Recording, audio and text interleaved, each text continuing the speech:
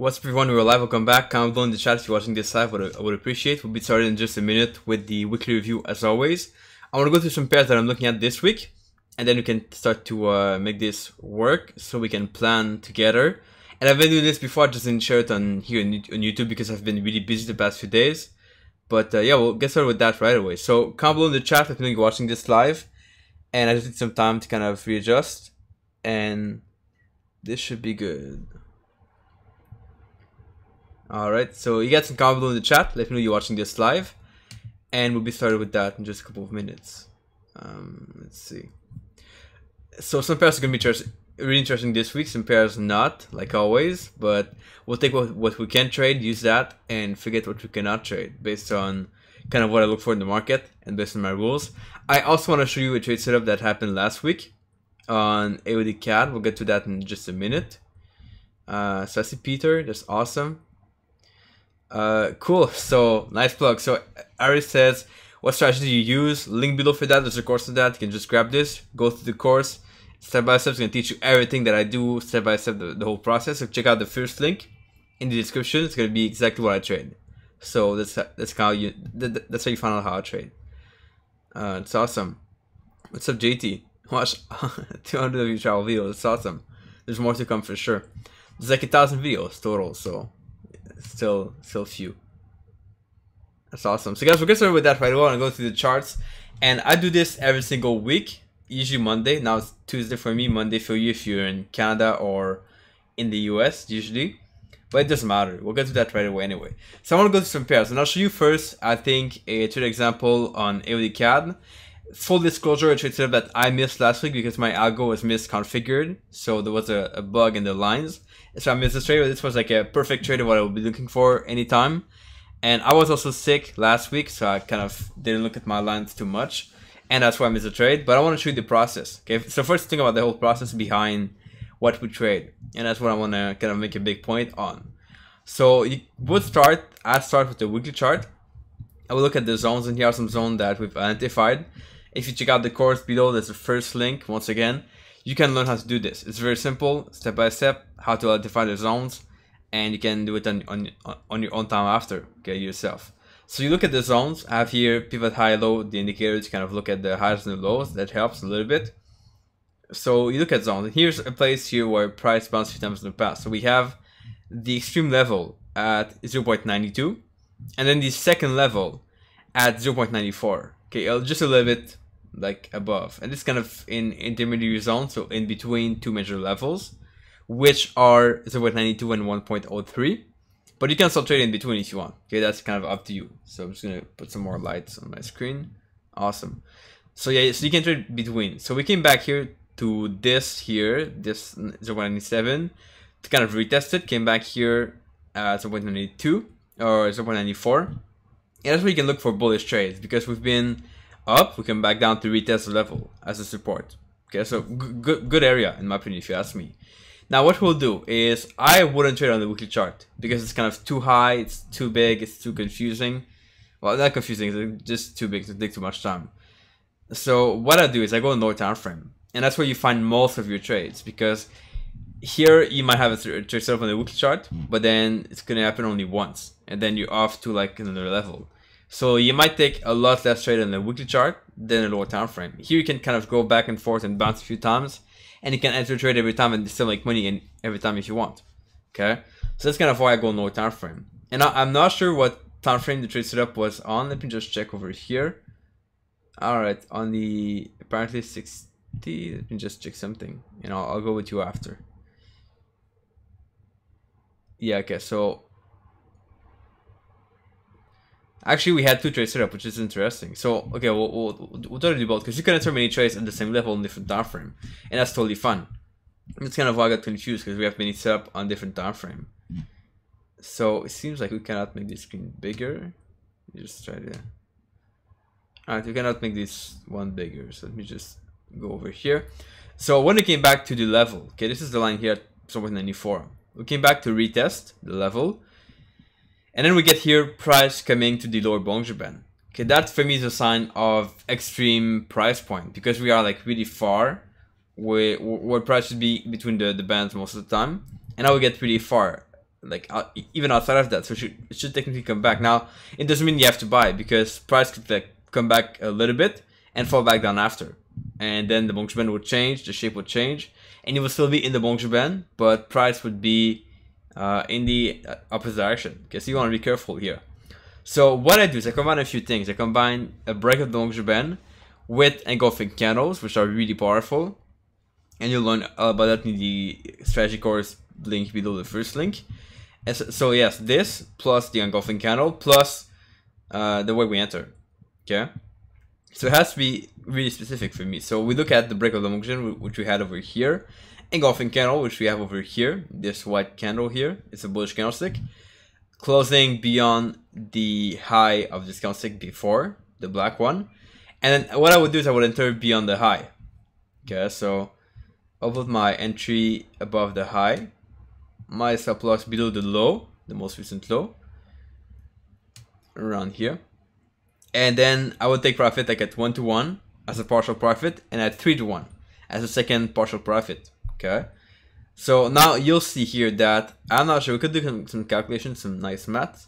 I think 1-to-1 was like here, and we didn't reach even 1-to-1. Okay, well so we didn't reach it, and price came back here, made a lower low, and we would have been stepped out of the trade.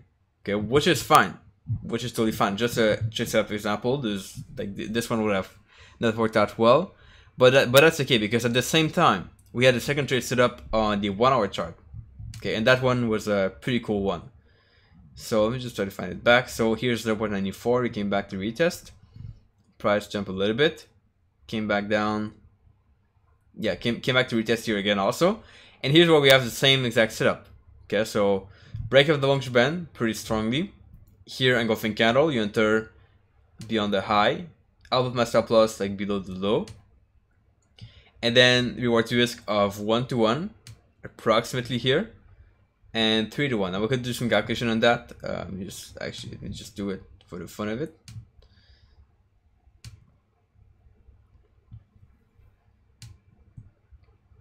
Anyway, so 1-to-1, 3-to-1, and here's our price move. So we didn't get stepped out here because price didn't go lower, so we're still fine. And then price just shoot up in our direction pretty fast. Okay, so 3-to-1 would be a little bit even lower. So let's just see, give yourself like a slightly higher entry for some reason, just to give it some room. Your stop loss would be here, because we always want to give some room below the low and above the high, right? That's like logical to do. So 3-to-1 over here, and you get so you get the reward to risk on average of 2-to-1 on this trade, because you have to take profits, and the other one was kind of -1%, okay, or -1 reward. So you get to like having 1 reward on that trade, okay, that pair actually. So that's quite good. That makes sense. Depending how much you risk per trade, you decide. I would go with 1%, and so you go like 1% on that. Okay, so that's kind of a good week. Make this like every week. And we had other opportunities, of course, last week, but make this every week and you're pretty much good. Okay. I just want to look quickly at the chat to make sure everything is fine. Gregory, what's up? Peanuts, what's up? Awesome. Okay. If you guys have any questions, just comment below in the chat. I'm going to be answering your question pretty soon.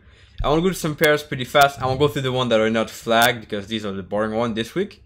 But the ones that are flagged, these are the ones I look at. Okay, so 80 CAD, we said that before, we're still at the level right now. 0.94, and if we were to go back all the way to 0.97, you look for bearish trades, in my opinion, there, because we've been bouncing there a few times in the past, and it's a good place to look for bearish setup. Okay, next pair is going to be AUD, which is in between. So here's kind of the extreme point of the zone. Okay, if we go below that point over here, then I think we won't be at the zone anymore. So that's why we'll be kind of start to look for trade setup, and I would instead look for the opposite. So instead of looking for a bullish trade over here, which I'm looking at right now, I would look for so move to the downside, okay, below that, pull back or retracement to retest, and then going on that kind of reversal pullback thing here, okay, as a bearish trade. That's what I would be looking for that pair. If we go below this point, okay, that's kind of we're kind of at the bottom now. It's the extreme point. AUD is also doing the same things. These pairs are all correlated a little bit. ADUSD is back at a support area at 0.70. So a support, support area we've been bouncing in the past. You look for bearish trades, bullish trades here, and so far we have no setup. Okay, so we're just nothing on any time frames. You can still look on trade for this. Okay, 4 trades on this pair. So that's it. Can't see chef. This is kind of boring. Although you could trade this, but it's pretty messy. It's really like contracting in a kind of triangle or something weird of the sort.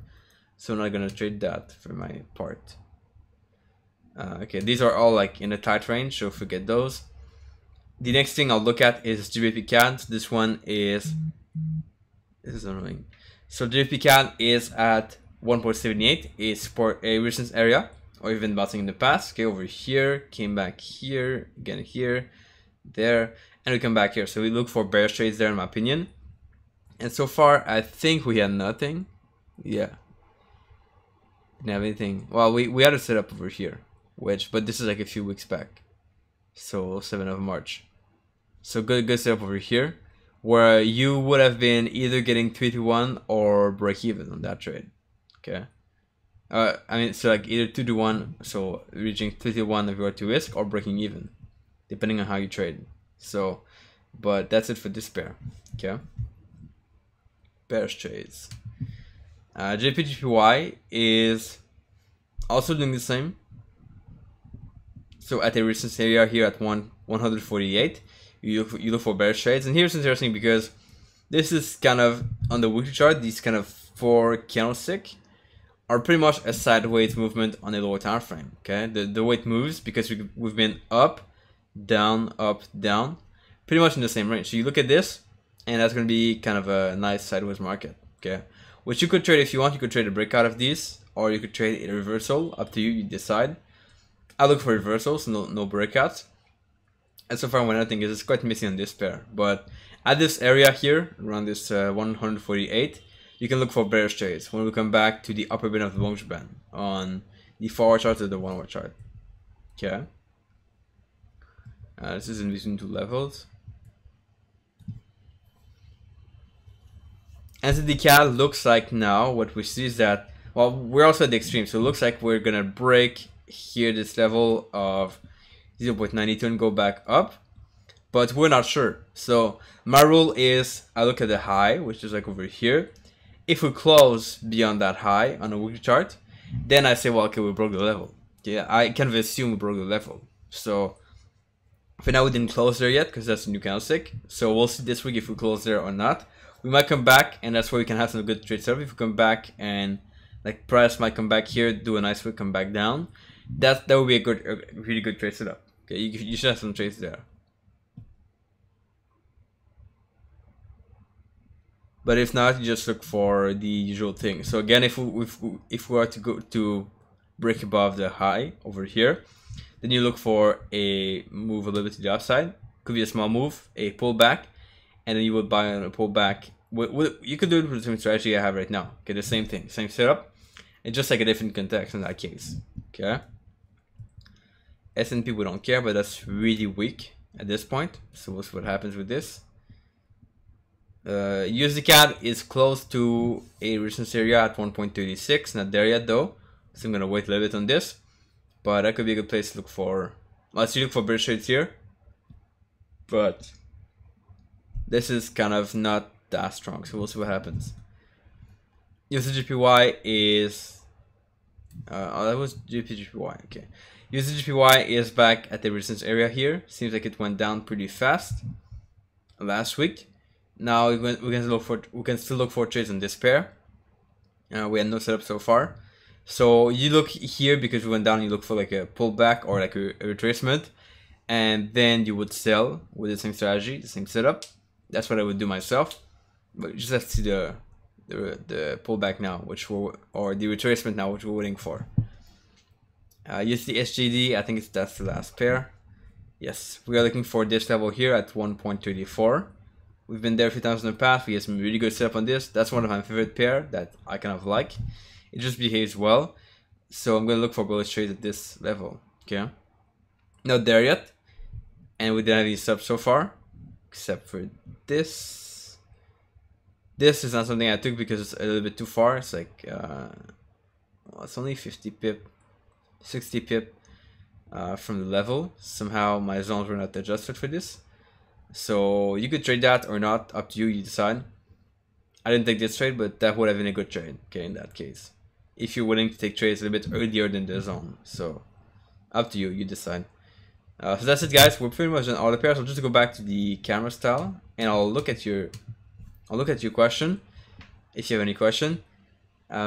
Yes, we'll go through that. Awesome. Chris says, do you ever trade JP pairs? Of course. Traded a few of them last week. Now this week they're kind of in between levels, so we're not really going to look at that too much. Okay.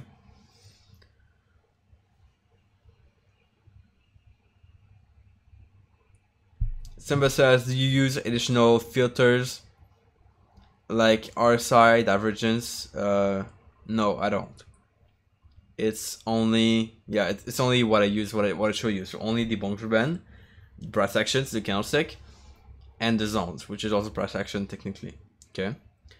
Marc-Antoine, I'm in en direct de Londres. I'm in Hong Kong right now, but yeah, it's quite good. You might be in London, I don't know. It's awesome. So cool. That's it, big guys. If there's not any question, yeah, cool. Awesome. Yeah, if there's no question, that's fine. I'll just go. Oh, by the way, I have an interview today with Ray Barros once again. So Ray, I interviewed him last year or the year before when I was in Hong Kong. I want to hear your thoughts. Really, if you have any question for him, just comment below and let me know your questions for him. I'll ask him, and I'll even say your name if you want. So we have some good questions for him. I have something to talk about with him for sure, because he's a really nice guy, really like trading big and stuff. So it's gonna be epic. But yeah, it's awesome. So comment below with your question here, or on any post. I'll try to look at them before and ask him the right questions.